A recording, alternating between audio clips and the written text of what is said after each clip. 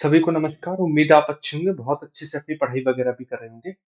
देखिएगा, आप रेलवे में हैं और रेलवे में ऐसा तो है नहीं आप स्टेट की नौकरी कर रहे हैं। मतलब समझ पा रहे हो कि आप रेलवे में हैं तो आपको ऐसा भी हो सकता है किसी भी जोन में नौकरी करनी पड़ जाए। ठीक है ना? जैसे आप एनआर जोन में हैं, डब्ल्यूसीआर में हैं, तो आप घर से काफ़ी दूर नौकरी करते हैं। तो रेलवे वाले बच्चे इस दूरी को नहीं मानते हैं क्योंकि उन्हें पता है हमारी नौकरी घर से बाहर ही लगनी है। जब घर से बाहर ही लगनी है तो फिर अदर स्टेट की नौकरियों पर क्यों ना ट्राई किया जाए।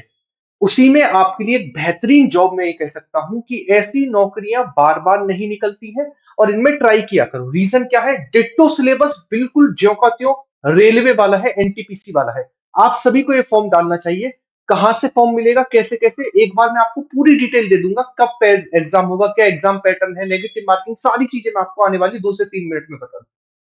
अगर मैं बात करूं जब आप यहाँ पर आएंगे तो यहाँ पर आने के बाद आपको कुछ चीजें दिखाई देंगी। जैसे आप यहाँ पर आएंगे तो आप खोलेंगे BPSC, Bihar public service commission वाली साइड।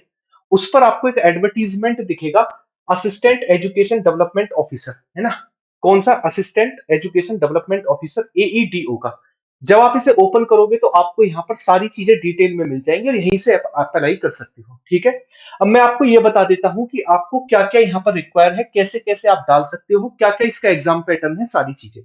सबसे पहले मैं स्टार्ट करूं इस चीज को लेकर, तो देखिएगा इसमें हमारे पास सबसे पहले फॉर्म कब से स्टार्ट हो रहे हैं, इस चीज पर आते हैं। फॉर्म इसके स्टार्ट हो रहे हैं हमारे पास कब से, तो आपके फॉर्म इसके स्टार्ट हो रहे हैं 27/8 से, यानी कल परसों से इसके फॉर्म स्टार्ट हो जाएंगे। लास्ट डेट इसकी रहेगी 26/9, यानी आप 1 महीने तक लगभग फॉर्म डाल सकते हैं। लेवल 5 की नौकरी है, लेवल 5। ठीक है? एजुकेशन ऑफिसर आता है, एडीईओ।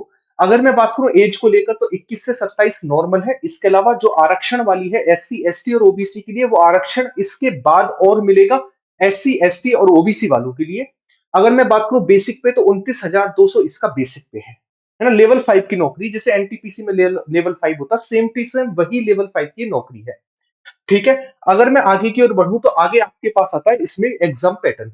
अगर मैं एग्जाम पैटर्न को लेकर बात करूं तो इसके सबसे पहला इसका आपका एक पेपर होगा, पहला पेपर। पहले पेपर में आपको लैंग्वेज आएगी हिंदी और इंग्लिश, और ये 100 मार्क्स का होगा। आपको 2 घंटे का समय मिलेगा और ये क्वालिफाइंग नेचर का होगा और इसमें 30% मार्क्स लेकर आने हैं केवल और केवल। मैं ये मानता हूं आप इसे ना भी पढ़कर जाएंगे ना, आप इतने नॉलेज है कि आप हिंदी और इंग्लिश में मिलाकर 100 में से 30 नंबर लेकर आ जाएंगे आराम से। क्यों? क्योंकि हिंदी 70 नंबर की इसमें हिंदी है और 30 नंबर की इसमें इंग्लिश है। दोनों को मिलाकर आपको 100 में से 30% लाना, यानी 30 नंबर लाना अनिवार्य है। और ये क्वालिफाइंग नेचर का है, इसके मार्क्स ऐड नहीं होंगे। सेकंड पेपर आता है हमारे पास, पेपर टू। पेपर टू जो होगा हमारे पास, पेपर टू, तो पेपर टू में जीके जीएस वाला पोर्शन आएगा, 100 मार्क्स का आएगा और 2 घंटे का टाइम मिलेगा। जबकि मैं बात करूं पेपर थ्री को लेकर तो पेपर थ्री में मैथ और रीजनिंग आएंगे, 2 घंटे का टाइम मिलेगा, 100 मार्क्स से होंगे और इसी के आधार पर आपकी मेरिट तैयार होगी। अब मुझे एक चीज बताओ, क्या आप एनटीपीसी में जीके जीएस और मैथ रीजनिंग ही तो पढ़ रहे हो? तो फिर परेशानी क्या है? जबकि एनटीपीसी में तो इतना कम टाइम मिलता है, 4 घंटे का समय मिल रहा है, 4 घंटे, समझ रहे हो? तो अगर मैथ रीजनिंग आप डल भी हो ना तो आराम से बैठ बैठ बैठ कर भी पेपर करोगे तब भी निकाल ले जाओगे इसे। तो मैथ रीजनिंग के 100 क्वेश्चन आने, 50-50 मानकर भी चलोगे, 1 घंटा एक को मिल रहा है। मतलब आपको, अगर आप एनटीपीसी की तैयारी कर रहे हो तो ये फॉर्म आपको 100% डालना चाहिए, मैं ऐसा मानता हूँ। क्लियर है? अगर इसकी बात करें किसको लेकर, अगर इसकी नेगेटिव मार्किंग को लेकर बात करें तो इसमें 1/3 नेगेटिव मार्किंग है। इतनी 1/3 इसमें नेगेटिव मार्किंग है। तो आपका सिलेबस बिल्कुल, आप अगर लैंग्वेज को लास्ट के 5 दिन भी पढ़ जाओगे तब भी आपके लिए काफी है। और बीपीएससी के एग्जाम बहुत टाइम टू टाइम होते हैं, आप सभी को पता है। तो इस फॉर्म को डालने की बहुत ज्यादा जरूरी है, आप डालिएगा। और इसमें लगभग 395 के करीब वैकेंसी है, एक बार आप देख लेना, यहाँ पर लिखा भी हुआ है। जब आप यहाँ पर आओगे तो यहाँ पर वैकेंसी की डिटेल भी लिखी हुई है कि इसमें लगभग लगभग हमारे पास, हाँ, 935, सॉरी, 935 इसमें वैकेंसी है। और 1000 वैकेंसी अपने आप में काफी होती है। 935 वैकेंसी है और 1000 वैकेंसी लगभग लगभग है, और ये अपने आप में सफिशियंट है। क्लियर है?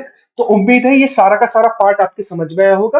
तो ये रहा आपके पास सारी की सारी चीजें, कब से फॉर्म स्टार्ट होने, किस लेवल की नौकरी है, लास्ट डेट क्या है, बेसिक पे क्या है, इसके अलावा आपका paper one, paper two, paper three क्या है, कैसे है, क्वालिफाइंग है और नेगेटिव मार्किंग क्या है, यही चीज जाननी होती है। इसके अलावा आप कमेंट बॉक्स में मैं टेलीग्राम की लिंक दे रहा हूं, वहां पर आप जाकर जो है ना नोट्स देखोगे, उन नोट्स से अपना रिवीजन करना स्टार्ट करोगे तो आप देखोगे हम हर एक एग्जाम के लिए प्रिपेयर होते जा रहे हैं। क्लियर है? तो उम्मीद है छोटी सी वीडियो आपके समझ में आई होगी। आप बीपीएससी की ऑफिशियल साइट पर जाकर इस फॉर्म को डाल सकते हैं। ना तो आप इसमें बीएड चाहिए, ना इसमें सीटेट चाहिए। केवल आप ग्रेजुएट हैं तो ग्रेजुएट वालों के लिए नौकरी है। केवल ग्रेजुएशन नॉर्मल चाहिए, ग्रेजुएशन या उसके समकक्ष। ठीक है? तो उम्मीद है वीडियो आपको बहुत अच्छी लगी होगी। मिलते हैं नेक्स्ट वीडियो में, और इस वीडियो को लाइक और शेयर करना आप सभी का काम है। कमेंट बॉक्स में बताना कि आप क्या इस फॉर्म को डालोगे या नहीं डालोगे। ख्याल रखिएगा। बाय बाय, टेक केयर, जय हिंद सभी को।